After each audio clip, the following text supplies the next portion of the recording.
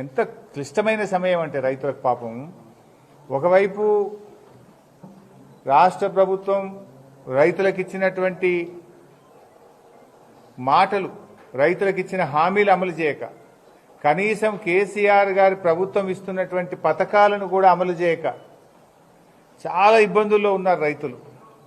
ఎందుకంటే అసలే కాంగ్రెస్ ప్రభుత్వం చేతిలో వరుసగా మోసపోతున్నారు రైతులు.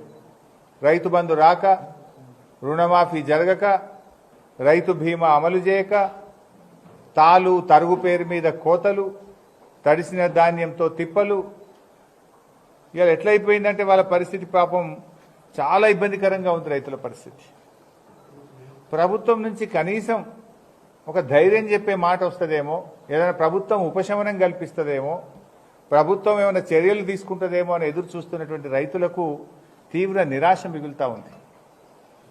ఏదైనా ప్రకృతి వైపరీత్యం జరిగితే ముఖ్యమంత్రో, రెవెన్యూ మంత్రో, వ్యవసాయ మంత్రో స్పందిస్తారు. ధైర్యంగా ఉండండి, మేము కొంటాం, తడిసిన వడ్లు కొంటాం, లేదా పంట పొలాలు ఎక్కడైతే నష్టం జరిగిందో ఇన్పుట్ సబ్సిడీ కింద 10 రోజుల కింద సాయం చేస్తాం, ఫ్రీగా విత్తనాలు ఇస్తాం, ఏదైనా ధైర్యం చెప్పాలి. ఈ ప్రభుత్వం కనీసం రైతులకు మాట ఆత్మవిశ్వాసం కల్పించలేకపోతా ఉంది.